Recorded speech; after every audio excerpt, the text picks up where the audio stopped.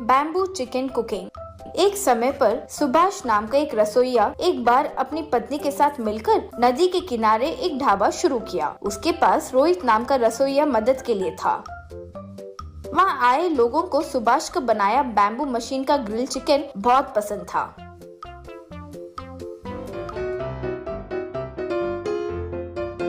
एक कस्टमर सुभाष से, सुभाष जी, ये नदी के किनारे ये ग्रिल चिकन खाने का मजा, वाह, अलग ही मजा है जी। ऊपर से ये बैम्बू मशीन का आइडिया बहुत अच्छा है जी, वाह। रोज रोज उस ढाबा पर ज्यादा लोग आने लगे। एक बार सुभाष के पास उसे मुर्गी सरफराह करने वाला मुर्गियों का व्यापार आकर, क्यों भाई सुभाष, दिन ब दिन आपका व्यापार बढ़ता ही जा रहा है। तुम्हें देखकर मेरा भी मन करता है कि ढाबा शुरू कर लो भाई, तुम सपोर्ट करोगे? श्रीमान, आप मुर्गियों का व्यापार कीजिए, वही आपके लिए सही है। यहाँ बहुत सारा काम होगा, वो सब मेहनत करना पड़ता है।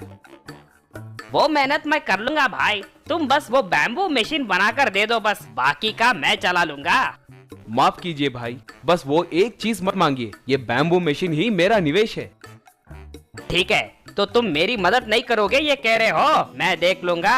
अगले दिन वो एक ढाबा को सुभाष के ढाबे के सामने शुरू किया। वो देखकर सुभाष की पत्नी, ओ जी, अचानक ये मुर्गियों का व्यापारी ऐसे ढाबा को कैसे शुरू कर लिया? वैसे वो रसोइया है कौन? ये उन दोनों देख रहे थे कि इतने में अंदर से रोहित आते ही सुभाष और उसकी पत्नी देखकर दंग रह गए।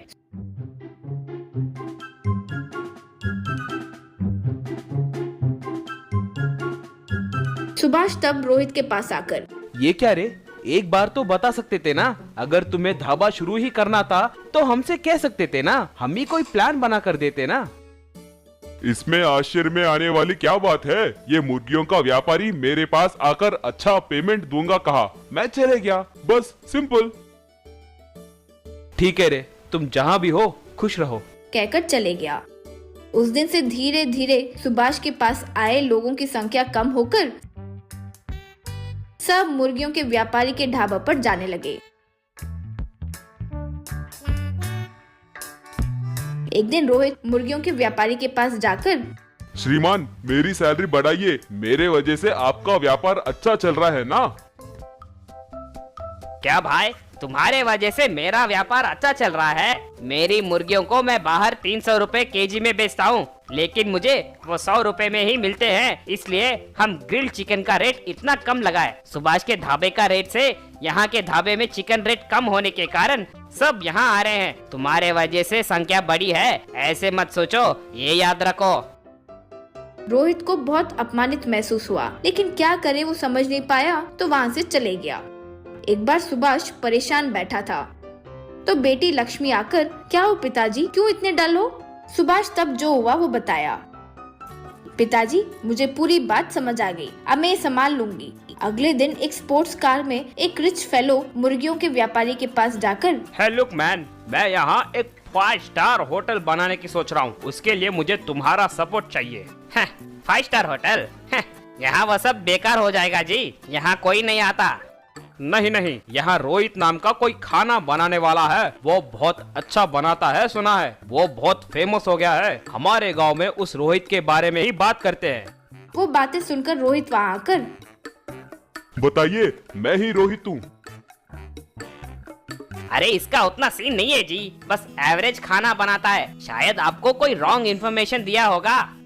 देखो रोहित, मैं तुम्हें महीने का 1 लाख तनख्वाह दूंगा, यही एक बड़ा सा 5 स्टार होटल बनाना चाहता हूँ, तुम संभल पाओगे? रोहित बिना एक क्षण सोचे, श्रीमान, मुझे 1 लाख दोगे तो होटल को पूरा मैं संभाल लूंगा। ये लो एडवांस, अब से तुम मेरे पास ही काम करोगे, कहकर पैसे दिया। मुर्गियों का व्यापारी क्या करे समझ नहीं पाया। मुर्गियों का व्यापारी कई खाना बनाने वाले को लेकर आया, लेकिन कोई भी ठीक से खाना नहीं बनाने के कारण व्यापार ठीक से नहीं चला, तो वो ढाबा को बंद कर दिया। शहर में वो रिच फेलो लक्ष्मी को, सुभाष को रोहित के पास लेकर आया। रोहित उन तीनों को देखकर पूरा प्लान समझकर, ओ सुभाष, क्या प्लान बनाए, वाह, आखिरकार मुझसे होटल बनवा रहे हो, मुझ पर विश्वास करने के लिए बहुत बहुत शुक्रिया। तब से रोहित उस 5 स्टार होटल में अच्छे से व्यापार करके जीने लगा।